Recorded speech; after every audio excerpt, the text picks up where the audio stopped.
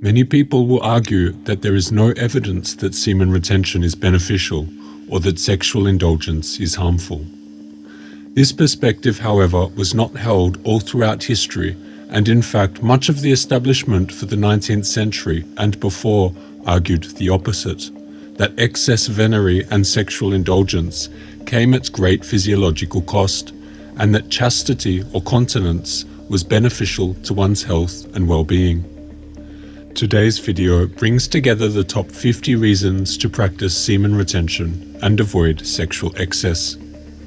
Number 1. Longevity. It's a biological fact that animals that reproduce live shorter lives than those that don't, and much of this for males comes down to gonadal activity. If you take out the reproductive cells from the body, known as the germline, the organism lives significantly longer. Semen retention is a happy medium. Rather than removing these cells, we conserve their use. Number 2. More manly. The testicular secretions are responsible for our manhood. That's why at the time of puberty, when these secretions become active, our body changes and develops the traits of a man. Those that lose these secretions through castration or those that lose them through excessive semen loss were historically thought of as losing their manhood. Books dating back to Aristotle wrote of the feminizing traits that becomes of a man without these secretions. Number 3. More bravery. As with the above example, the abundance of testicular secretions furnishes the organism with the traits of man. In particular, a man becomes more courageous and less fearful in the face of danger. For this reason, he often becomes more respected in society. Number 4. Heightened moral faculties. A physically weak man is more inclined to become immoral than a physically strong man. Of course, many strong men too may be immoral, and many weak men moral, but in totality, a weaker man is more likely to become morally corrupt. The physically weak man is not often celebrated in society.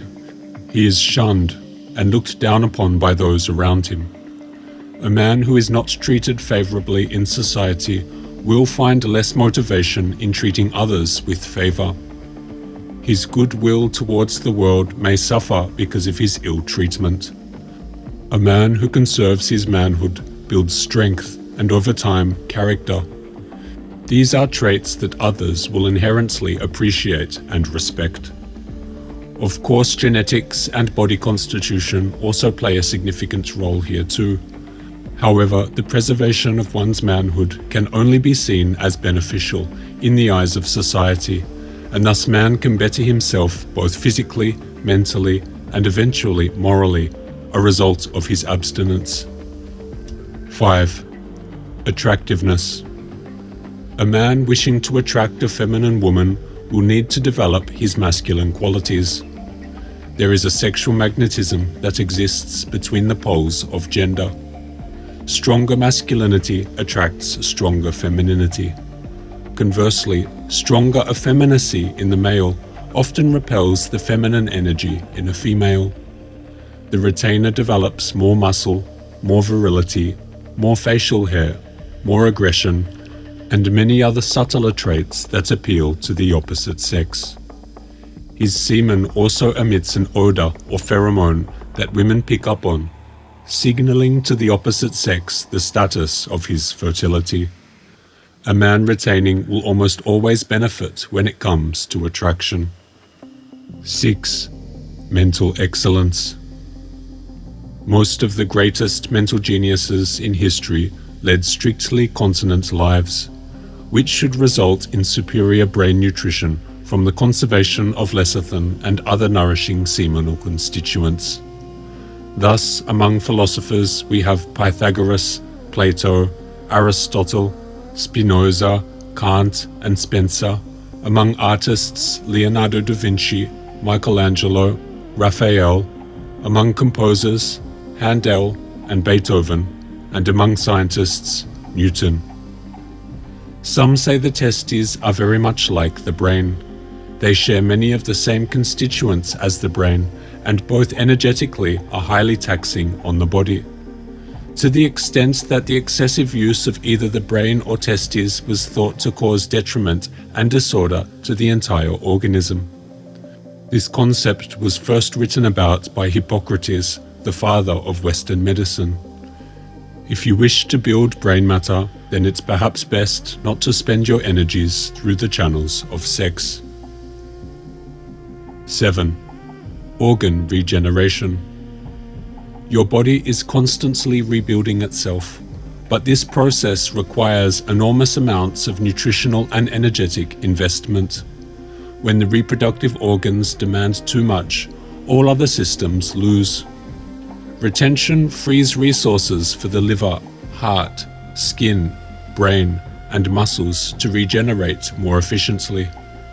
Again, in biology, it is recognized that ablations of the germline cell extends longevity, as it provides more resources to the somatic cells, that are all the cells that make up your body aside from the reproductive faculties. Less use of the germline becomes more use of the soma, and thus better maintenance of the bodily organs. Retaining your reproductive energies is the ultimate tool for regeneration. 8. Face. It is frequently reported that when on retention, one's face begins to look more attractive. It's also common to hear reports that whilst releasing, the features become worse. But the face is the true index of the character. I can tell a masturbator as far as I can distinguish his features.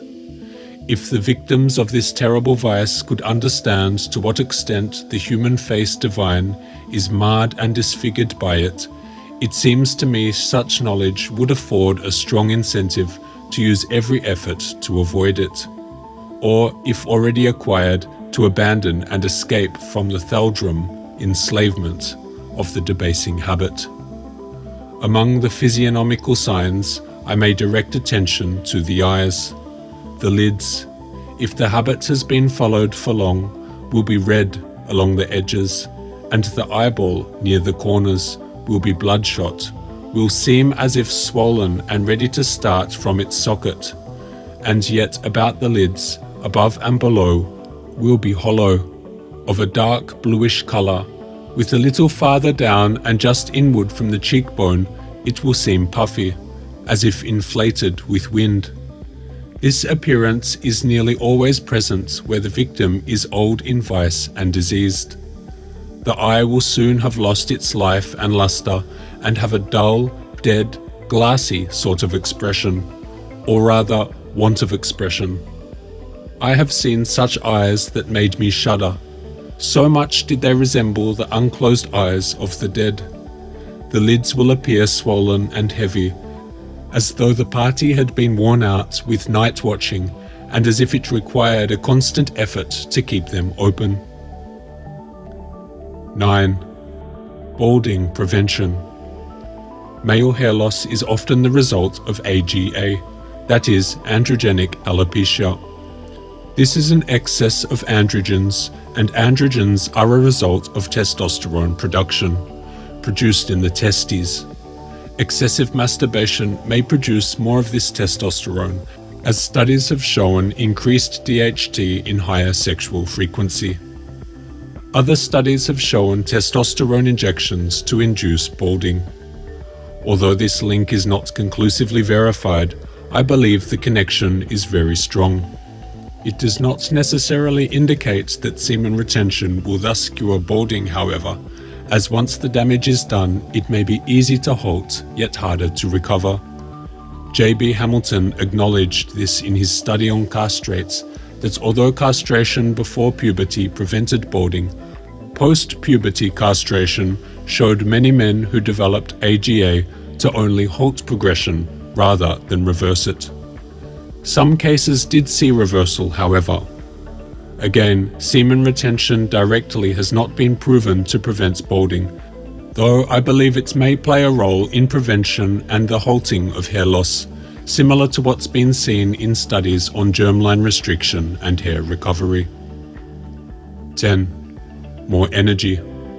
The absolute essential reason for practicing semen retention should be energy.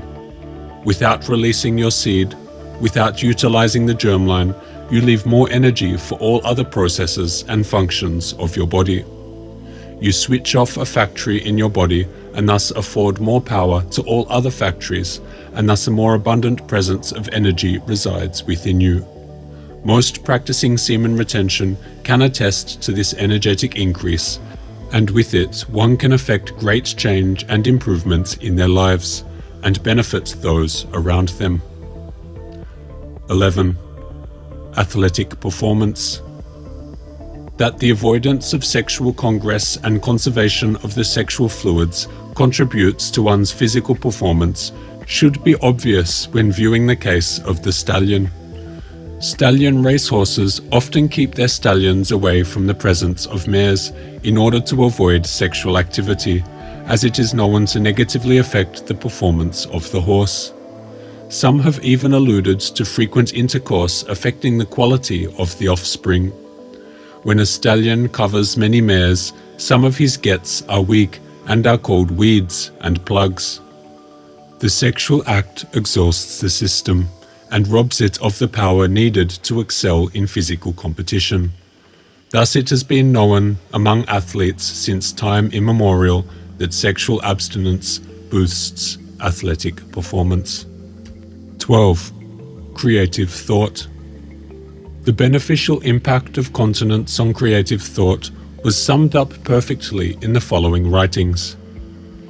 It is important to know that there are other uses for the procreative element than generation of physical offspring, for better uses than its waste in momentary pleasure. This element, when retained in the system, may be coined into new thoughts, perhaps new inventions, grand conceptions of the true, the beautiful, the useful, or into fresh emotions of joy and impulses of kindness and blessing to all around. This, in fact, is but another department of procreation.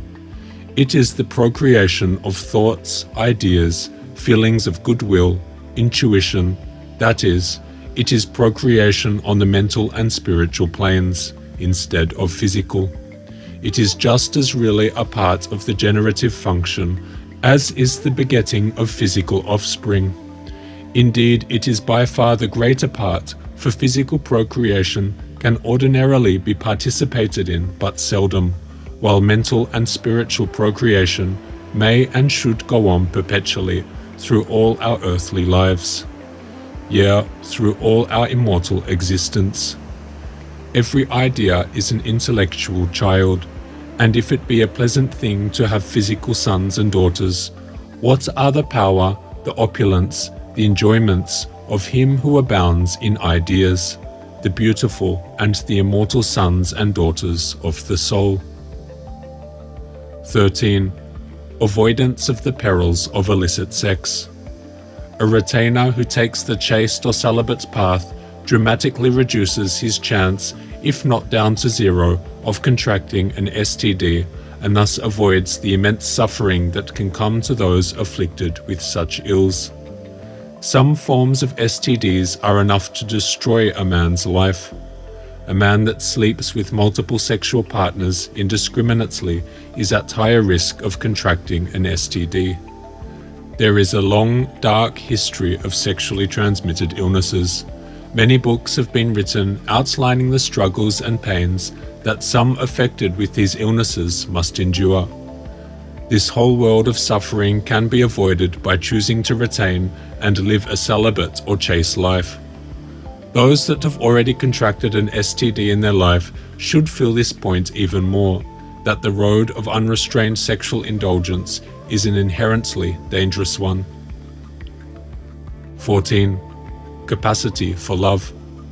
When the sexual instinct becomes perverted, it is often said to corrupt or augment one's capacity for love. Lust is in many ways at odds with love. Whereas love arises from the natural sexual instinct inspiring man's noble traits, lust compels man to seek sexual gratification at all costs. Lust encourages man to seek fulfillment even at the cost of his moral sensibilities. In a relationship, this could push him to commit adultery and other such immoral acts. 15. Aura. Though anecdotal, it is often reported by retainers that their aura is strengthened. Their presence around others becomes stronger. The weight of their words. It is as if those around them feel the presence more than during times of release. This may sound somewhat abstract and metaphysical, though there is some very real science behind it. The germline, that is, the reproductive cells and energies, require bioelectricity from the body known as ATP. Reproduction requires massive amounts of this energy because ATP is the fundamental currency powering every living process. And where is this ATP produced? In the mitochondria, the power stations of the cell, responsible for generating the bioelectric charge that animates the organism. When ejaculation is frequent, a large portion of mitochondrial output is continually diverted into the creation of new reproductive cells. But when semen is conserved, this energetic demand is reduced. The same biological batteries that would normally spend their output on reproduction instead make more ATP available to the rest of the body. The nervous system, the muscles, the heart, and perhaps even the subtle energetic field a person emits. In this way, the strengthened aura described by retainers may be a very real recognition of the increased energy output of the individual. 16. Intuition. Intuition is the ability to understand things without the effort of conscious reasoning. An intuitive person can make abstract connections that perhaps don't follow the rules of logic, yet lead to deep insights into the truth of a matter. The depth of one's intuitive faculty varies from person to person. Intuition has been noted as the highest form of intelligence. The development of the intuitive faculties requires a heightened sensitivity of the senses. This comes from an abundant reserve of nerve energy supplied by nutrition, whilst not expending these energies in lustful pursuit. It is said that sexual excess and seminal losses can deplete the body of these nerve-nourishing constituents. R. Bernard writes, "There is a remarkable similarity of chemical composition between the semen and the central nervous system, both being especially rich in lecithin, cholesterol, and phosphorus compounds, which would indicate that seminal emissions withdraw from the body substances necessary for the nutrition of nervous tissues. The reason why the intuitive faculties seem to flourish on semen retention is perhaps due to the rich supply of nutrients afforded to the brain by the halting of reproductive activity. When the brain has a rich source of nourishment, it can pick up on more of the subtleties in the environment, faint sounds, smells, visual changes, and cues. It becomes very attuned and sensitive to changes in the atmosphere, and from this heightened sensitivity springs the ability to see things at a much deeper level, to understand deeper insights into the thoughts, motivations, and actions of others. Sexual conservation attunes our mind to the subtle frequencies of the world, and as a result, our intuitive faculty strengthens. 17. Pheromones. There is an established connection between scent and sexual attraction. Scents provide signals that can help one determine another's mating potential. A female can subconsciously determine many aspects of a male, such as general health, genetic quality, reproductive success, merely through his scent or body odor. The scent is recognized by the olfactory membrane and sends various signals to the brain and body about that particular scent. It has been found in wasps that the female can recognize the quality of sperm through scent and pheromones, and generally avoids potential mates with limited sperm count. Assuming that such a mechanism exists for humans too, then it is likely that men with lower sperm counts may release less pheromonal odor that the female finds attractive.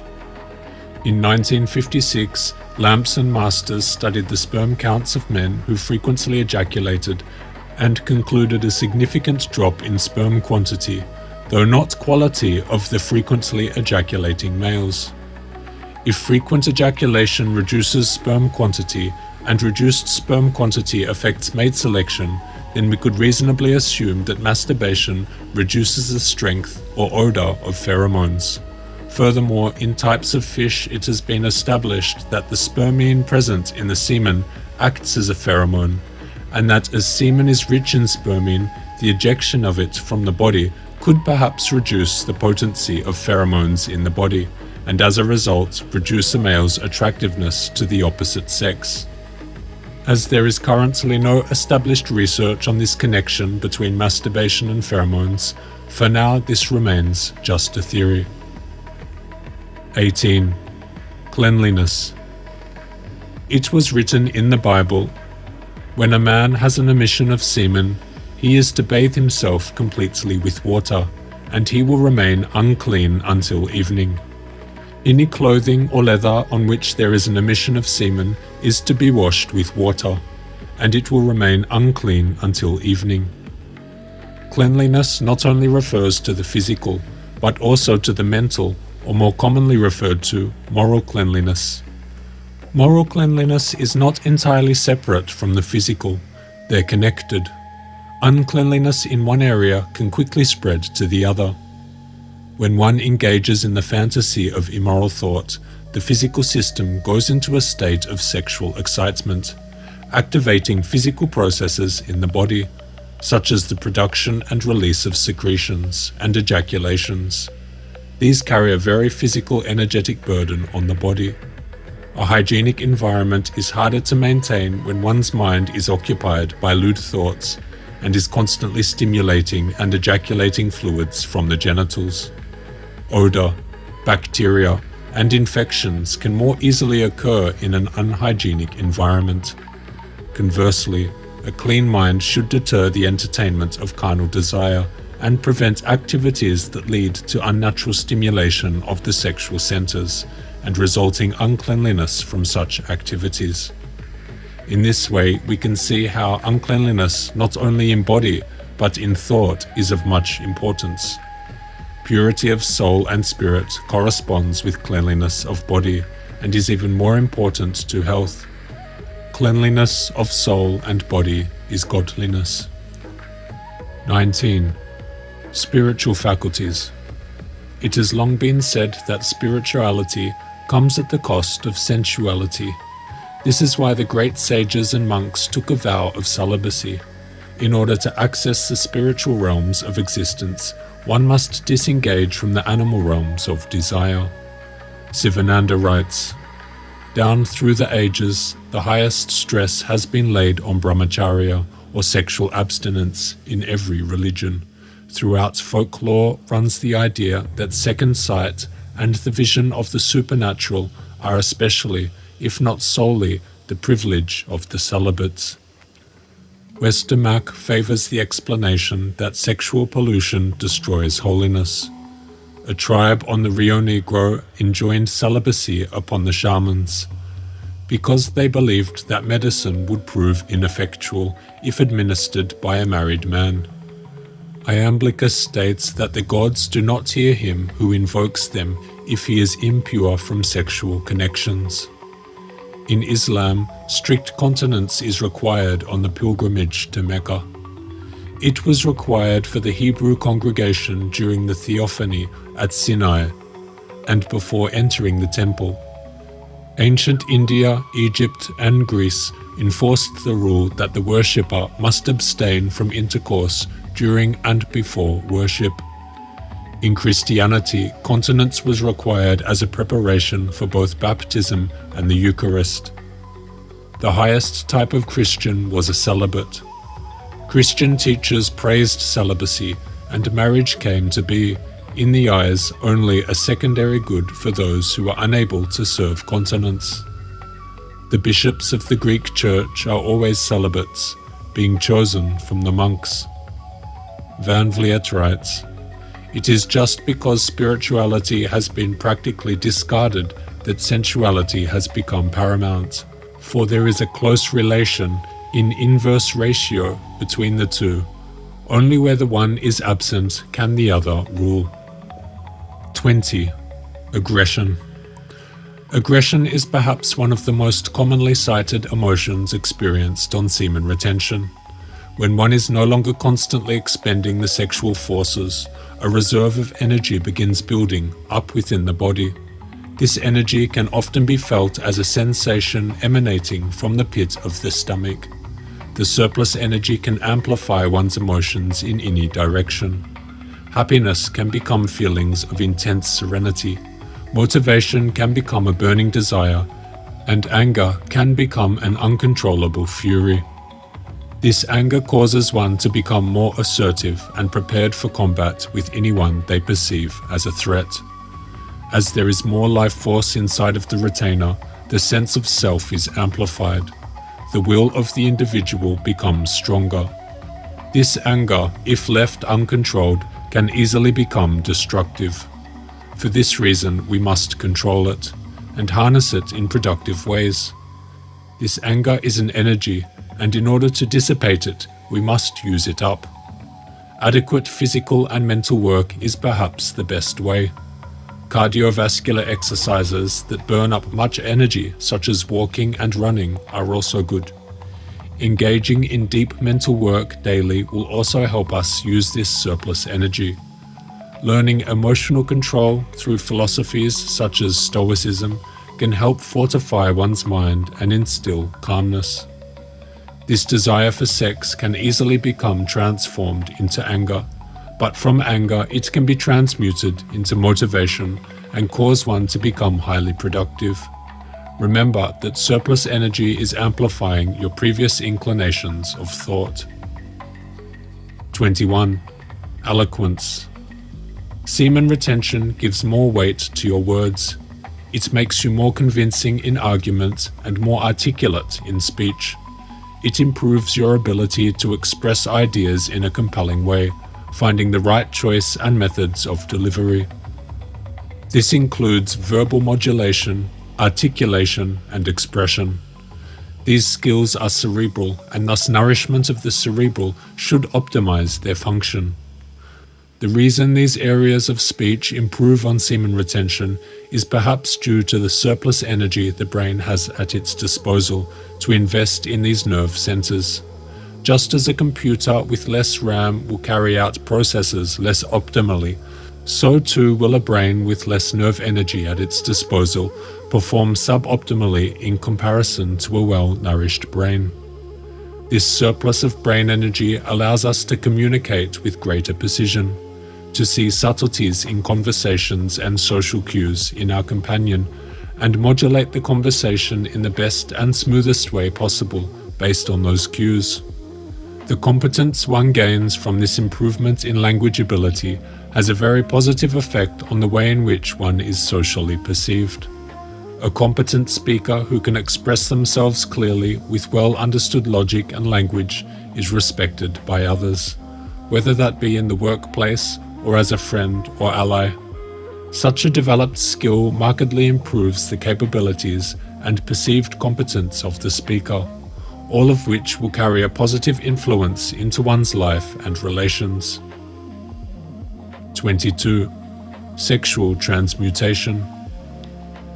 Sexual transmutation is the transformative process of converting sexual energy into productive output.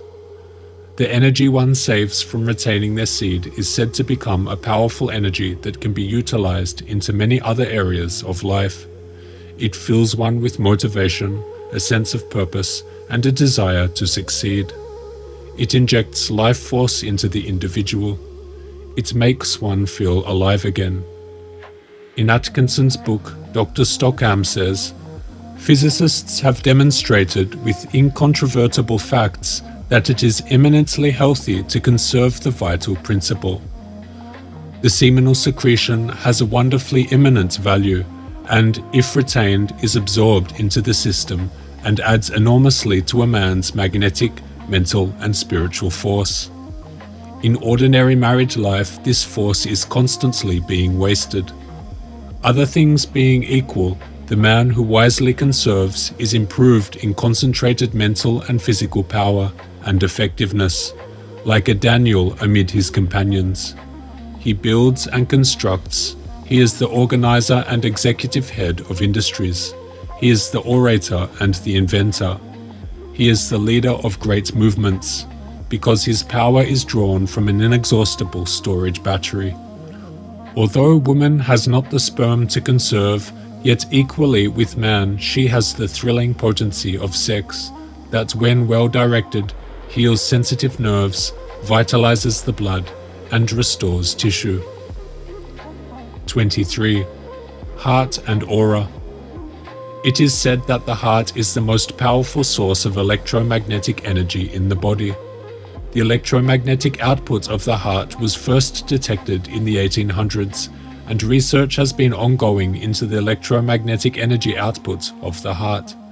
The frequencies of the body have been measured up to several feet away in tests, and it has been theorized that other bodies may be able to detect these frequencies and respond to them. It is further believed that these frequencies can interact with cells, tissues, and the organism as a whole, and can induce structural and behavioral changes based on the frequency and amplitude of energy. The area of physiology in which the magnetic fields of the heart and interactions are studied is known as biomagnetism and electrophysiology. Generally, we have long considered the heart's central function as a pump for circulating the blood around the body, though more recent research is shedding light on its various energy generation systems and the role it plays in creating thoughts, emotions, intuition, and various functions of the nervous system. This magnetic output that is being emitted from the heart may in fact play a role in generating our aura, a concept which has been widely used though also strongly criticized due to lack of scientific research. It is possible that the strength of this electromagnetic output could very well translate to the strength of one's life force or aura. Often we sense people around us with a higher stock of vitality than usual. We can feel something that has not been conveyed by words, but by feeling and sensations when interacting with said individual. We may use words such as charming, intriguing, enigmatic, and so on to describe this person and the way they make us feel, though really what we are describing is an energy, an output charge of the individual. The human with a stronger energy output charge thus emits a stronger aura, and through human interactions leaves a stronger, longer-lasting impression. The cause of this stronger aura is of course energy, and more of it. A man with more life force is capable of wielding more energy and thus emitting a stronger aura. A man retaining his sexual energy is increasing his potential energy output, as none of the energy is being diverted to reproductive purposes. 24. Semen resorption. It has been long thought by various writers and religions that the unused semen is recycled back into the body and used to create the finest bloods, bone, lymph, nervous tissues, and so on. Many have written of this regenerative power that semen is said to contain, and thus warn against the frequent loss of this precious substance. The seed is kept in the seminal vessels till the man makes use of it, or that nocturnal pollutions deprive him of it. During all that time, the quantity there is of it excites the animal system to the venereal act. But the greatest quantity of this seed, the most volatile, the most odorous, that which has the most strength, is repumped into the blood, and produces, at its entrance into it, the most surprising changes: the beard, the hair, calluses. It alters the voice and manner, for it is not age that produces in animals this change. It is the seed alone that operates them, and they are never remarked in eunuchs. 25. Memory effects. Many retainers claim their memory faculties to be sharper on retention. Is there any evidence of this? As of present, there is no official consensus that masturbation affects memory. However, there is substantial evidence tying degeneration of the brain to degeneration of the genitals and testes. In fact, testicular atrophy is often accompanied in cases of dementia precox. It has been researched. And as mentioned, the brain and testes both require much energy, so it makes sense that the excess in one faculty could hinder the other. This topic was written about at great length by various authors in the 1800s to early 1900s. Besides the intellectual and moral effects which we have mentioned, onanism, that is, masturbation, often produces a very marked debility of the mental faculties, and particularly of the memory. Young men who previously showed considerable vivacity of mind and aptitude for study become, after being addicted to this habit, stupid and incapable of applying themselves. It is evident that this transitory state, which immediately succeeds the act of venery, becomes continued when this act is frequently repeated, because time is not allowed for the effects of it to pass off. This debility of the intellectual faculties must not always be considered as remediable. In fact, these individuals sometimes regain their original acuteness when the habit which had enfeebled them is discontinued, before the deterioration is of long standing.